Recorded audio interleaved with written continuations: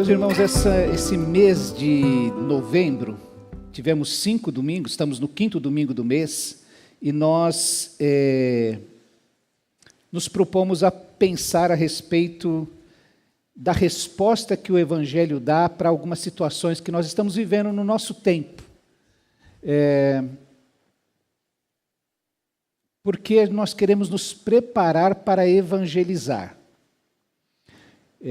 Eu dou aula na segunda-feira e um dos alunos resolveu, no seu projeto ministerial, usar uma palavra que eu tinha dado e falou: isso aqui está baseado no que o professor ensinou, tudo. Mas é um raciocínio muito simples. Se cada um de nós ganhar mais uma pessoa para Jesus em 2026, a igreja dobra de tamanho, certo? Se nós somos 100, 120, 150 pessoas, se cada um ganhar mais uma pessoa para Jesus, nós nos tornamos 300, certo? Isso é matemático, isso é simples. Então nós precisamos ter o cuidado, por exemplo, de a gente quer ganhar o mundo para Jesus. Amém, irmãos? É bom querer ganhar o mundo para Jesus. Mas talvez seja mais viável, mais ponderado, você ganhar uma pessoa para Jesus. Você quer ganhar o mundo, ir lá para o Nepal, você nem sabe onde fica, com qual dificuldade de alcançar o Nepal, e tem um vizinho seu, uma pessoa próxima de você, que está vivendo angustiado como Nicodemos, está vivendo um problema enorme como aquela mulher com fluxo de sangue, que está enfrentando a depressão, a dor, a tristeza por causa do luto, a perda de alguém, por causa dos problemas que tem enfrentado. É alguém ainda que está perdido, vivendo num vazio, batendo de porta em porta, e está do seu lado, precisando ouvir a respeito de Cristo Jesus. Então, nós sabermos como apresentar Jesus para essas pessoas, termos no nosso coração a certeza absoluta, diante desse problema que essa pessoa carrega, que ela traz para nós, podermos chegar para ela e falar: olha, eu conheço a solução para o teu problema. Quero te apresentar Jesus, vamos orar para Jesus te dar direção nisso. Meus irmãos, o nosso Deus é um Deus vivo. Ele continua realizando coisas maravilhosas. Ele continua se manifestando na vida das pessoas. Recentemente, meu pastor do coração, estivemos juntos, e ele falou: olha, eu quero aqui com vocês, eu tenho uma necessidade, tenho um problema, e eu quero exercitar aquilo que Richard Foster descreve no livro Celebração da Disciplina, sobre a oração comunitária.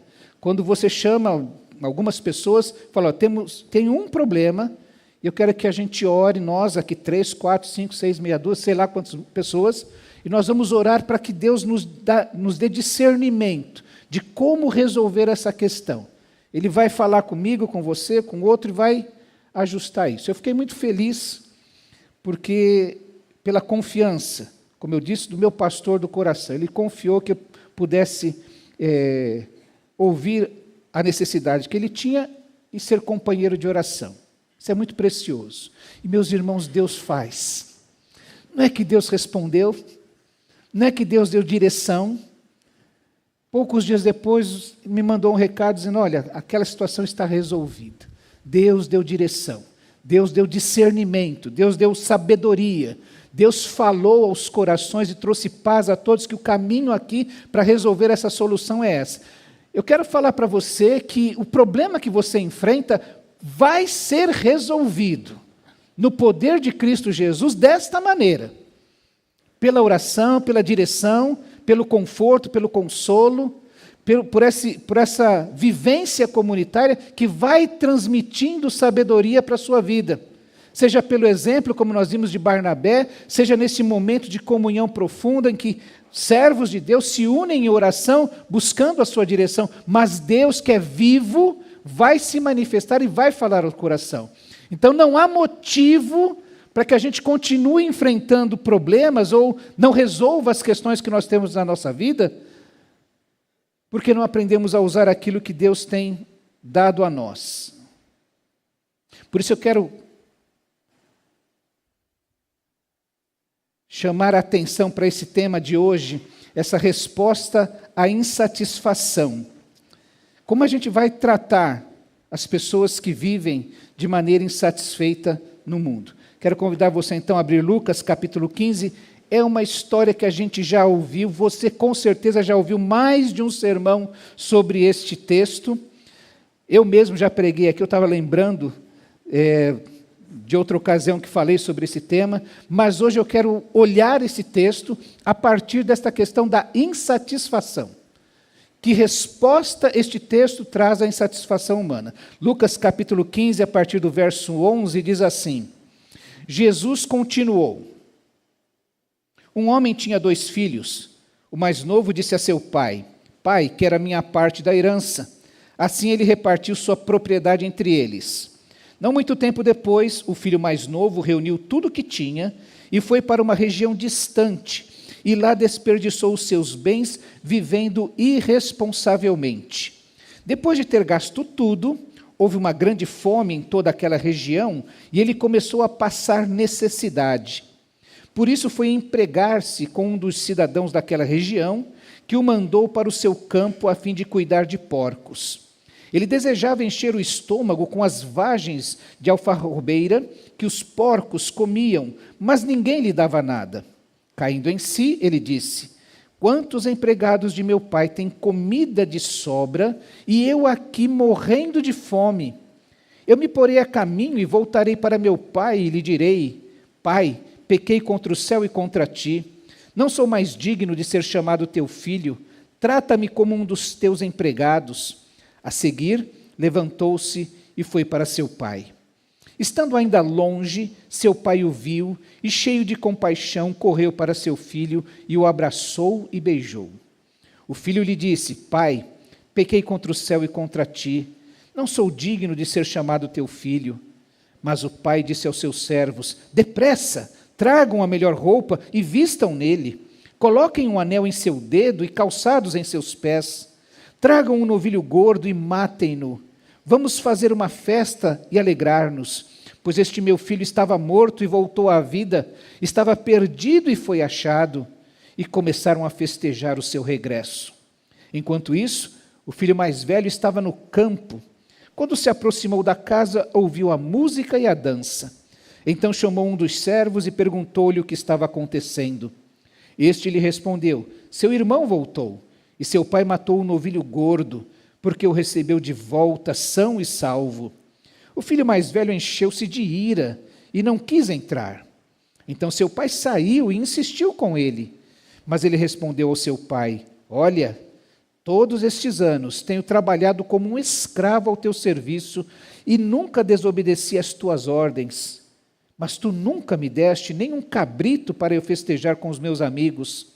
Mas quando volta para casa esse teu filho, que esbanjou os teus bens com as prostitutas, matas o novilho gordo para ele. Disse o pai: Meu filho, você está sempre comigo e tudo o que tenho é seu. Mas nós tínhamos que celebrar a volta deste teu irmão e alegrar-nos, porque ele estava morto e voltou à vida. Estava perdido e foi achado. Amém? Vamos orar mais uma vez? Pai querido, obrigado mais uma vez por este tempo, por este momento, pela Tua palavra. Nós te pedimos que o Teu Santo Espírito venha aplicá-la em nosso coração neste momento. Transforma, ó Deus, cada um de nós. Quebranta o nosso coração e forma, ó Deus, a imagem do Teu Filho Jesus. Tenha liberdade entre nós, ó Deus, de nos conduzir ao centro da Tua vontade. É a nossa oração no nome precioso de nosso amado Senhor e Salvador Jesus Cristo. Amém, ó Deus. Muito bem, meus irmãos, esse é uma história muito comum, muito conhecida, retratada pelos grandes artistas do mundo, a volta do filho pródigo. Nós conhecemos essa história como, exatamente com este título, a volta do filho pródigo, esbanjador. Alguém mais recentemente, o pastor Tim Keller, escreveu e nos deu uma nova visão a respeito disso, chamando o pai pródigo, o pai esbanjador. É o pai que derrama seu amor de uma maneira assim, sobremaneira, de uma maneira esbanjadora, não é? Sobre todos os filhos, sobre os bons e os maus. Mas é interessante que quando a gente lê esse texto, encontra Jesus falando, ou Lucas registrando que no verso 11, Jesus disse que Jesus continuou. E ele continuou a fazer o quê? É importante a gente compreender porque o capítulo 15, ele é muito conhecido como este capítulo das coisas perdidas, porque Jesus conta a parábola da ovelha perdida, também outro texto muito conhecido, às vezes ou quase sempre interpretado de maneira errônea, ou invariavelmente interpretado de maneira errônea. A moeda perdida, os mais antigos a gente ouvia a dracma perdida, né? E a parábola do filho pródigo. O capítulo 15 é o capítulo dos perdidos. E Jesus usa exatamente para falar como é que Deus age, qual é a maneira de raciocinar de Deus. E começa porque os fariseus e mestres da lei criticam Jesus por receber ou acolher, relacionar-se com os publicanos e pecadores.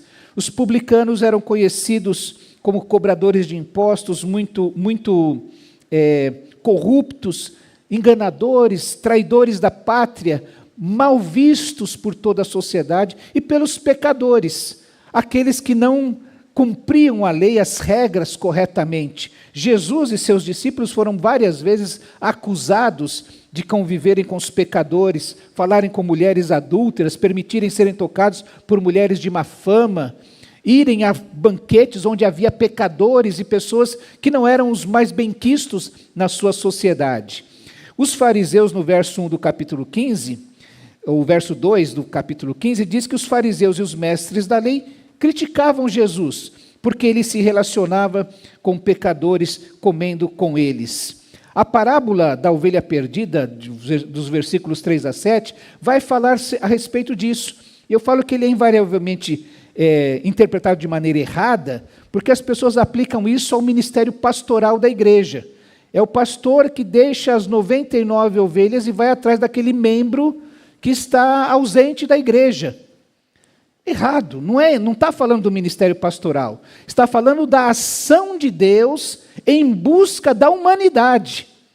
A humanidade neste mundo, nesse planetazinho pequenininho que existe no universo, essa 100ª ovelha que está perdida. Os irmãos se lembram que nós falamos que existem 10 sextilhões de estrelas. Estima-se que existam 10 sextilhões de estrelas no universo. Você pega 10 e coloca mais 21 zeros. É quanto se imagina que existe por aí. Neste universo que nós temos consciência. Agora, você imagina tudo que existe. O reino de Deus que abarca tudo, não somente o nosso universo. Todas essas 10 sextilhões de planetas, de estrelas. Imagine que isso precisa ser cuidado. Imagine, estou imaginando, tá, irmãos? Que exista vida em outros planetas, em outras galáxias. E Deus vem se encarnar, vem se vestir da nossa humanidade, como Bruno falou enquanto ministrava no início. Ele deixa a sua glória e vem se vestir da nossa humanidade nesse, como diz Isaías, que esse nosso mundo é como a gota que cai de um balde, muito pequena, ínfima, diante deste universo.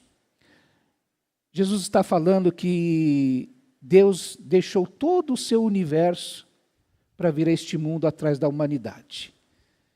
É isso que essa parábola está dizendo. A 100ª ovelha não é aquele irmão que está ausente, afastado, porque está batendo cabeça, às vezes, no mundo. Está falando da nossa humanidade, de toda a humanidade. Embora alguns apliquem nesse sentido. Jesus está falando, por exemplo, que nós podemos reduzir essa ideia. Imagine que aqui houvessem 100 pessoas nesse ambiente.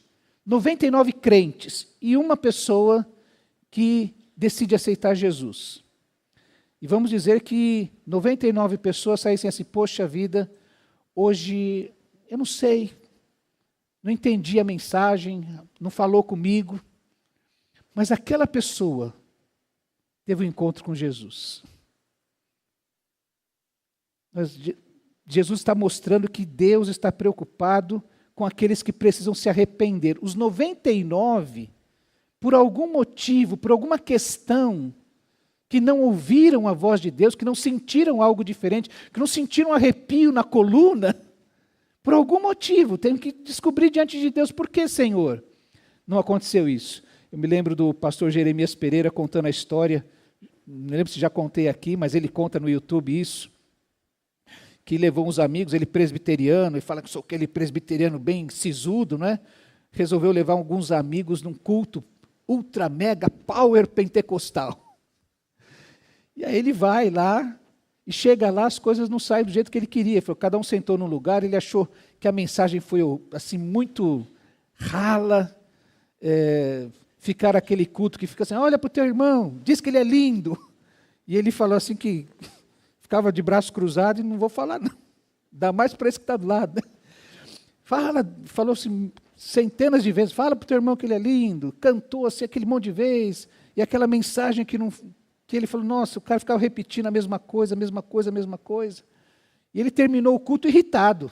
Falou, poxa, trouxe meus amigos aqui para assistir um culto, né? E aí sai irritado. E terminando, os amigos que foram com ele começaram assim. Primeiro falou, Jeremias, obrigado por você ter me trazido aqui.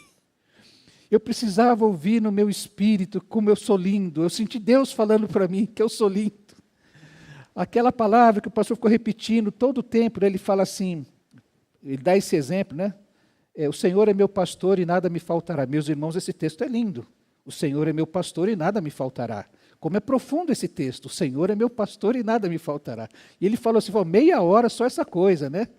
E ele ficou irritado. E aí o outro amigo falou, Jeremias, obrigado. Como eu precisava sentir no meu coração que o Senhor é o meu pastor, que nada vai me faltar. Na hora do dízimo ele conta que, olha, você que está roubando o Senhor, agora vai dar tudo que você tem no bolso. E ele falou, não vou dar nada. Não dou porque eu não sou ladrão, não vou dar. E aí o amigo fala, olha, quando ele falou comigo, eu não estou dando meu dízimo na minha igreja, o Senhor me pegou, falou comigo, eu dei tudo que eu tinha no bolso. Eu sei que cada amigo dele, naquele culto, que ele saiu irritado porque não estava dando nada certo, falou assim, Deus falou comigo nesse culto. E aí todo mundo riu, porque ele é uma pessoa muito, assim, descontraída, né? Todo mundo rindo dele contar, daí ele falou assim, meus irmãos, quando terminou, eu comecei a chorar. Porque ele falou assim, olha, a água da vida caiu aqui, aqui, aqui, aqui, acolá, só não caiu em mim. E aí eu falei, Senhor, começou a falar para o Senhor, todas as vezes que eu for num culto, ministra para mim, me acha. Porque todo mundo aqui falou, o Senhor falou comigo, menos eu que saí irritado, porque o culto, o pregador não pregou do jeito que eu queria, o ministro do louvor ministrou do jeito que eu não gosto, e falou aquilo que eu acho que eu não concordo. E aí a gente fala assim, nossa, Deus não falou. Preste atenção nisso, tome cuidado com isso. Jesus está falando que às vezes, e Ele não está preocupado com você que precisa cultivar o seu coração, que precisa cultivar o seu coração para vir ao culto. Às vezes eu vejo aqui, a gente chega, está cantando, de repente alguém passa ali, no meio do louvor, e você percebe se a pessoa está assim, lá no outro mundo, não participando, né? Não prepara o seu coração para estar aqui. A gente precisa vir com essa expectativa, nós temos aprendido que aquela mulher do fluxo de sangue, que tocou em Jesus, tinha fé, porque tinha expectativa de que Deus fizesse alguma coisa. Você entrou aqui com fé hoje? Com expectativa de que Deus faça alguma coisa na sua vida? Isso é um grande desafio para mim e para você. Jesus está falando primeiro desses 99 justificados, que o céu está interessado naquele que é pecador. E pode ser que você não precisa aceitar Jesus, mas precisa resolver um problema do seu pecado na sua vida nesta noite. Depois ele fala da parábola da moeda perdida, que é a mesma lógica, porque da mesma forma, a mulher para tudo que ela tem que fazer, pega a vassoura, limpa a casa, chama as amigas para ajudar a encontrar, e quando se encontra, se alegra com aquela única moeda que ela havia perdido e que ela encontra. Ele diz que eu lhes digo que da mesma forma, a alegria na presença dos anjos de Deus por um pecador que se arrepende e não simplesmente por 99 justos. É assim que Jesus vai terminar também a história do filho perdido, com uma grande alegria por causa do seu retorno. Precisamos pensar nisso. Então Jesus continuou a justificar porque recebe pecadores. E ele recebe pecadores porque só no relacionamento com o Pai, ou só o relacionamento com o Pai, pode satisfazer verdadeiramente o anseio do coração humano. O ser humano vai buscar uma satisfação em todos os lugares, mas Jesus diz, olha, é necessário que nosso Deus deixe o trono da sua glória, abra mão das suas prerrogativas divinas e venha se vestir da nossa humanidade para nos alcançar. Se ele não fizesse isso, íamos morrer insatisfeitos, incapazes de mudar a nossa realidade. Nada pode substituir o relacionamento com o Pai. A satisfação é esse prazer pela realização daquilo que nós estamos esperando. E a insatisfação da mesma maneira. É estarmos descontentes, é ter essa falta de satisfação, é estarmos contrariados. Aquilo que eu espero não é alcançado. Aquela frase que há um vazio do tamanho de Deus, acho isso tremendo. Tanto Dostoiévski como Pascal falam sobre isso.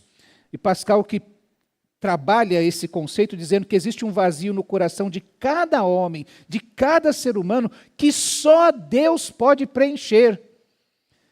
Nós aprendemos semana passada a respeito de fama, de dinheiro, de tudo que o ser humano corre atrás e que não lhe traz satisfação.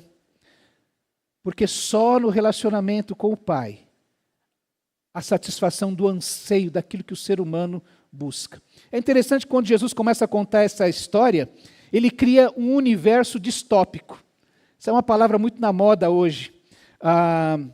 O universo distópico ele é sempre uma sociedade opressiva, indesejada e disfuncional. A história de Jesus é exatamente isso, ela é o oposto da utopia. Utopia é aquele lugar ideal, perfeito, que não chegou para a gente ainda. Mas a distopia é exatamente o que está estabelecido. Aquilo que nós encontramos algo que nos oprime, que é indesejado e que não é funcional. Geralmente, quando a gente assiste um filme que cria esse universo distópico, nós temos um governo opressivo totalitário, que nos vigia constantemente.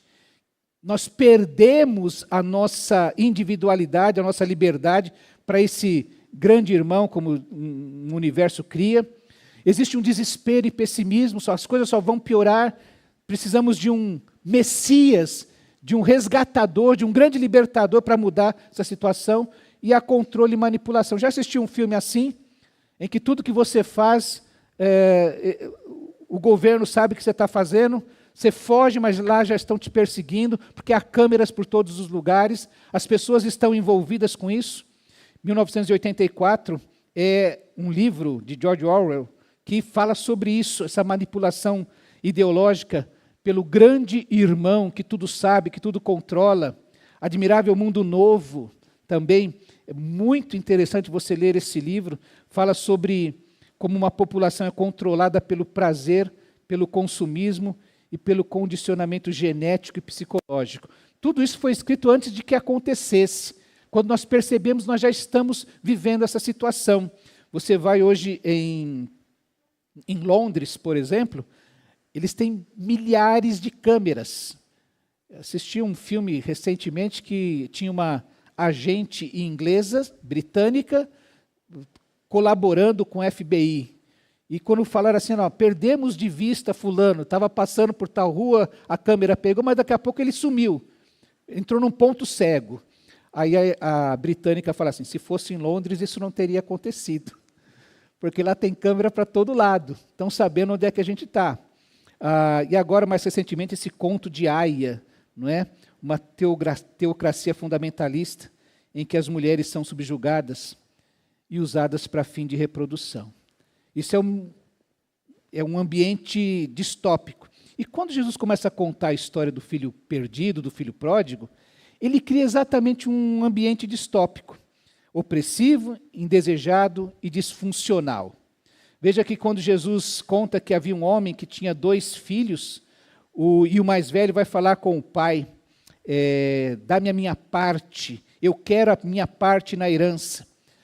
É alguém dominado pelo seu ego, Eu preciso repetir constantemente isso, meus irmãos. Não se iluda. O nosso ego é um Deus, é um ídolo no coração. E as pessoas que têm alguma dificuldade com o Evangelho de Jesus Cristo, não o têm porque não conseguem compreender, não o têm porque não entendem, eles não têm porque o seu ego não quer ter um relacionamento com Deus. E esse jovem é aquele que é dirigido pelo ego. Quando ele pede a sua parte na herança, ele desconstrói todos os valores da sua sociedade, porque o seu pai está vivo, ele não tem direito à herança. A herança, os recursos todos são do pai. E naquela sociedade, você desejar a herança de um pai vivo é a mesma coisa que desejar que o pai morra. Diz que o pai, de alguma maneira, cede isso. De maneira incompreensível, o pai deixa que o filho receba ou dá ao filho aquilo que ele pede. O filho mais novo, então, reúne tudo o que tinha, foi para uma região distante, determinado pelo seu ego, sem remorsos, sem nenhuma dificuldade de falar assim, eu vou fazer o errado, porque é o errado que eu acho que eu tenho que fazer. Conhece alguém que diz assim para você, a minha verdade... Já ouviu alguém falar isso com você? Porque a minha verdade é dessa maneira. Eu creio dessa maneira e não importa o que esteja acontecendo, é a maneira como eu vou dirigir a minha vida. É exatamente isso que o filho faz. Ele, depois de muito tempo, determinado pelo ego, vai para esse lugar distante, sem remorsos, e lá desperdiça todos os seus bens, segundo Lucas, vivendo desenfreadamente. Lhe falta sabedoria, porque ele é dominado pelo ego. Ele faz aquilo que deseja, não aquilo que é necessário fazer. Diz que ele gastou tudo, passou necessidade, e aquele que, olha que ironia essa história, aquele que era o herdeiro, aquele que tinha uma herança para receber, vai trabalhar, passa a ser empregado. E pior ainda, vai cuidar de porcos. Isso era o fim da linha da dignidade para um povo judeu. Aqueles fariseus e mestres da lei que começaram a ouvir essa história de Jesus, ficaram indignados. Isso é a pior coisa que pode acontecer. Quando um universo distópico é criado, a gente fala assim, nossa, isso não pode estar acontecendo, isso não deve acontecer. Isso é rejeitado pela nossa mente.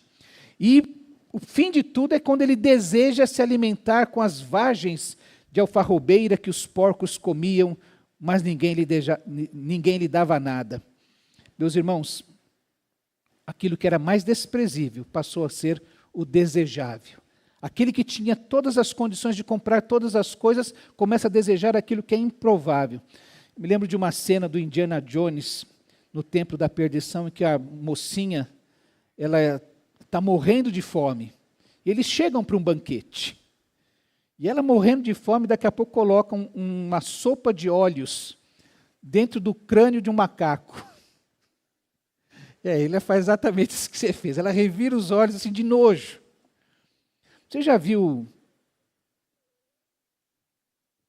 a lavagem que é dada aos porcos? E você está passando tanta fome que você fala assim, se eu pudesse pegar o restinho daquela lavagem que está ali, daquele molho de coisas. Esse moço que era o herdeiro, chega a esse fundo de poço. Por isso que eu brinco que Jesus está falando de um universo distópico, porque está tudo errado. Não há como mudar essa situação. E é quando começa a acontecer uma redenção improvável na vida do filho mais novo. Porque Lucas diz, Jesus conta que ele caiu em si. Há um insight. Seus olhos são abertos para a sua própria condição. Não é obra que a gente faça.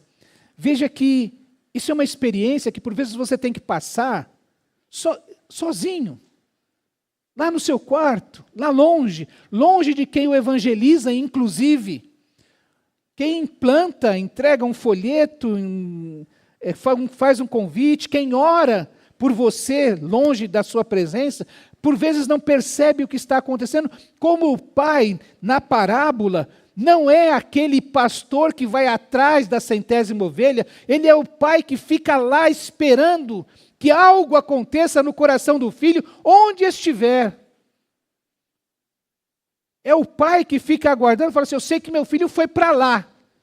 Não sei qual é a situação dele, que roupa ele está usando, o que ele está comendo, com quem ele está convivendo. Eu sei que ele precisa voltar. E eu tenho esperança e fé, expectativa que ele retorne. Mas tem que acontecer algo no coração dessa pessoa, desse filho mais novo. E não é o pai indo atrás. É acontecendo algo lá como aconteceu com ele. Quando seus olhos são abertos, ele finalmente se enxerga. Primeiro como pecador. Meus irmãos, há uma coisa importante. Aquilo com o que você ganha uma pessoa é para aquilo que você a ganha. Aquilo com o que você ganha uma pessoa é para aquilo que você a ganha. A hora que ela perder isso, ela também se afasta da igreja. Se a pessoa vem para a igreja porque tem festa do açaí, o dia que não tiver mais festa do açaí, ela não entende porque tem que ser igreja. Se ela vem para a igreja porque ela tem um amigo que todo dia chama ela para vir para a igreja, o dia que ela não tiver mais esse amigo, ela vai deixar de ser igreja. Vai deixar de querer estar na igreja. Porque as pessoas precisam entender que o Evangelho nos aponta que nós somos pecadores. Que nós somos incapazes de agradar a Deus. Que os nossos pecados nos afastam de Deus. Que esse Deus deixou o seu universo para vir ao mundo por causa dos nossos pecados. Porque os nossos pecados fazem separação entre nós e o nosso Deus. Jesus veio resolver isso. Mas enquanto esse jovem não entendeu que ele era pecador e por causa disso indigno, e que verdadeiramente ele precisava ser tratado como simplesmente um empregado no seu pai, diante do seu pai, ele não teve a sua história modificada. Meus irmãos, ore por isso. Quando você for evangelizar alguém, quando você for falar de Jesus para ela, fale do amor de Jesus para ela e peça a Deus, Senhor, dá-lhe consciência de que ela precisa se arrepender, que ela precisa entender o amor de Deus. Porque é esse rapaz que, tendo os seus olhos abertos, se levanta e vai para o seu pai. É nesse momento que o seu ego é destronado. É nesse momento que ele, agora eu vou fazer algo. Eu senti que eu sou pecador. Mas ele podia ficar lá junto com os porcos, dizendo, eu sou pecador. Quando eu era o príncipe, quando eu era o herdeiro. Não, ele falou, eu vou diante do pai. O ego destronado vai em direção ao pai. Mas a história de Jesus, por isso que essa história não é a história do filho pródigo, esbanjador, mas é a história do pai pródigo, o pai esbanjador. O pai tinha para dar para aquele filho que foi embora. Quando ele retornou, o pai tinha, e para o outro irmão ele tinha também, e para os empregados ele tinha também, e para os jornaleiros ele tinha também, e para todos ele oferecia aquilo que tinha, o seu amor. O pai dá uma resposta improvável quando vê o seu filho. Há uma música que fala sobre esse retorno do pai e que deixa a porteira da sua propriedade vazia com o retorno do pai, dizendo assim, olha, o pai todo fim de tarde ficava esperando ver o seu filho retornar da sua perdição. O pai esperava o retorno do seu filho. A Bíblia diz que ele é movido por compaixão. Por isso corre, abraça-o fortemente, porque protegeu ele da fúria coletiva. Um filho que fez o que fez, não deveria voltar. E sabe, meus irmãos, isso, todas as vezes que a gente vê a graça de Deus se manifestando, desperta em nós o irmão do filho pródigo que há em nós. Porque a graça de Deus, ela é sempre imerecida. Aos nossos olhos ela é injusta. Como é que alguém, e a gente raciocina exatamente como o filho mais velho, como é que alguém que fez tantas coisas erradas volta e é recebido pelo pai desta maneira? O pai corre e o abraça fortemente para protegê-lo dos outros, dos seus empregados, dos outros da família, por exemplo, como aquele filho que ficou revoltado. Você voltou aqui ainda? Você não desejou que seu pai morresse um dia? Você devia ter morrido também. Você não merecia estar aqui conosco. O filho tinha uma expectativa, não sou digno de ser chamado seu filho, mas o pai tem uma ação redentiva, lhe dando roupas. Você se lembra lá no Antigo Testamento que Jacó deu uma túnica especial para José, destacando o seu amor, a sua condição especial. Todos saberiam com aquela túnica que aquele filho era o herdeiro, o anel, símbolo de autoridade. Ele era da família. E pés calçados, ele não é um servo. Os servos andam descalços, mas o Senhor e a família do Senhor anda calçada. E aquele filho, então, ele é restaurado à sua posição original. Isso é muito bom da parte do Pai, você receber graça que não merece. E vamos festejar. A reação incontida do filho mais velho, não é? Ele se enche de ira, porque isso é próprio do ego. Não quis entrar, eu não participo do festejo que não é do meu jeito. Ele entendia que servir é uma troca. Por isso que o argumento dele com o pai é uma teologia retributiva. Eu faço, o Senhor me abençoa. E se eu fizer, o Senhor passa a ser obrigado a me abençoar. Porque eu tenho feito e servido ao Senhor como um escravo. Eu merecia mais. E meus irmãos, quando a gente faz isso, a gente se põe como padrão ao se comparar com o nosso irmão. Veja que ele fala exatamente isso. Todos esses anos eu tenho te servido, nunca desobedeci às tuas ordens. O Senhor nunca me deu um cabrito para festejar com os meus irmãos. Quando, porém, agora esse teu filho aí esbanjou os teus bens com as prostitutas. Eu sou o certo, eu sou o bonzinho, e aquele lá é o ruim. Isso é uma insatisfação crônica, meus irmãos. Preste atenção que os fariseus, eles estavam insatisfeitos com a sua condição. Eles eram descendentes de Abraão, eles eram fariseus e mestres da lei, respeitados pela sua sociedade, e eles se colocavam como padrão para as outras pessoas. Mas eles estavam insatisfeitos, eles estavam reclamando de Jesus. Olha, veja que incoerência. Nós somos os descendentes de Abraão, nós somos os que têm a interpretação correta da lei, nós somos uma elite na nossa sociedade, mas não estão satisfeitos com isso. Você não pode falar com os pecadores. Eles querem impor a Jesus o seu jeito. O filho mais novo é essa humanidade insatisfeita pelos seus caminhos. Ele está na casa do pai, tem tudo do pai, mas ele quer dar ou ditar os rumos da sua vida. E se afasta do pai por causa disso. O filho mais velho, que nessa parábola simboliza exatamente esses fariseus religiosos insatisfeitos com o amor do pai. Não basta o Senhor me amar, eu me sentir amado pelo Senhor. O Senhor não pode amar o outro mais do que a mim. Todos insatisfeitos. Todos tentando achar em algum momento, em algum lugar, em outras coisas, satisfação para suas vidas.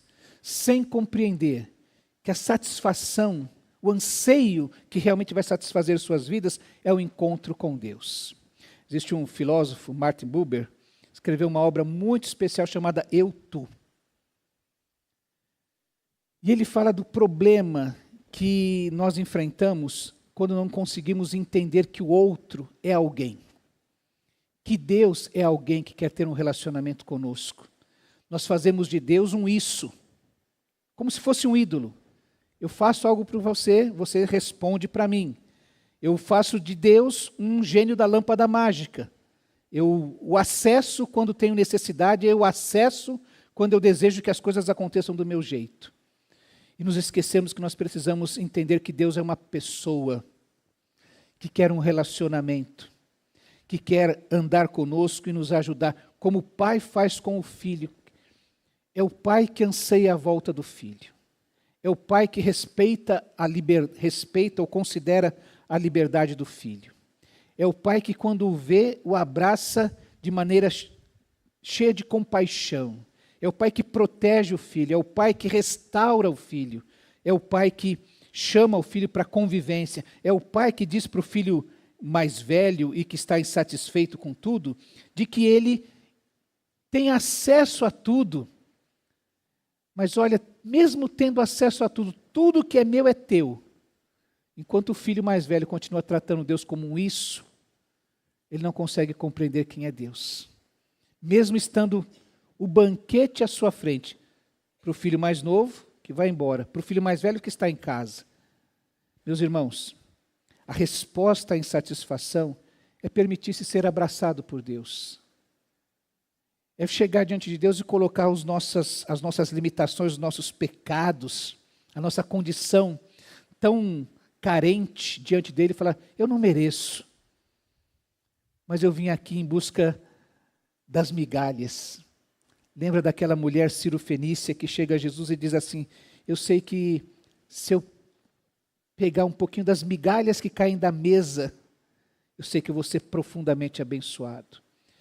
E todas as vezes que nós vamos a Deus, mesmo que em busca de migalhas, Deus nos surpreende, transbordando o seu amor sobre a nossa vida. E é por isso que Ele nos convida a ter uma vida, termina a história, a parábola, lembrando que é justo que nós nos alegremos, porque ele estava morto e voltou à vida, estava perdido e foi achado. É justo celebrar. O retorno ao Pai é um retorno para a celebração.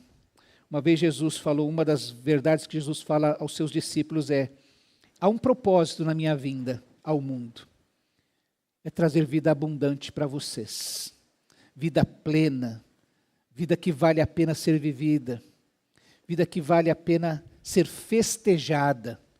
Meus irmãos, acordar e agradecer a Deus pela vida. Olhar um dia cheio de desafios e saber que temos a companhia de Deus, a direção, os planos, o poder, e que temos acesso a isso. Não porque nós mereçamos, não porque você é melhor do que eu, ou eu seja melhor que você, mas porque o Pai oferece isso a todo aquele que o busca, todo aquele que chega diante dele, retorna, mesmo que maltrapilho a cada momento, em busca da direção do Pai. São esses que ficam satisfeitos, são esses que aprendem a festejar na mesa do Pai. Nada substitui a comunhão com o Pai. Eu queria convidar você nesse momento a falar isto para as pessoas, a considerar isso no seu coração, que aquilo que lhe falta ainda, a paz que lhe falta, a satisfação que lhe falta, a plena certeza no coração que lhe falta, é o encontro com o Pai. É permitir-se ser abraçado pelo Pai, ser dirigido pelo Pai. É assim que você vai transformar a sua vida. E isso também é a mensagem que nós temos para estas pessoas. Olha, Deus nos olha, a todos nós, como uma ovelha que se perdeu. Nós somos não temos valor, mas Deus nos atribui um valor imenso, como aquela mulher que tinha uma moeda e investiu tudo. Quanto será que custa isso?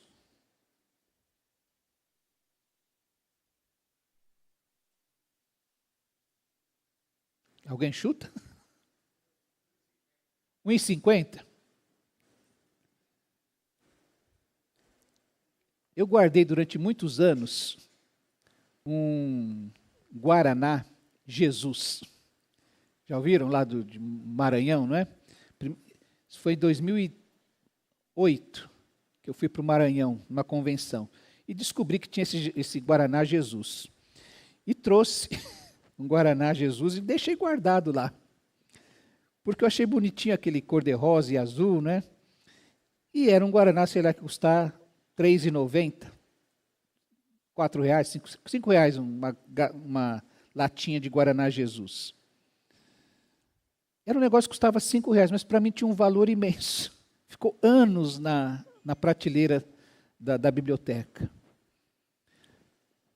Valia R$5, mas eu atribuí um valor afetivo naquele negócio, que é a mesma coisa que Deus faz conosco.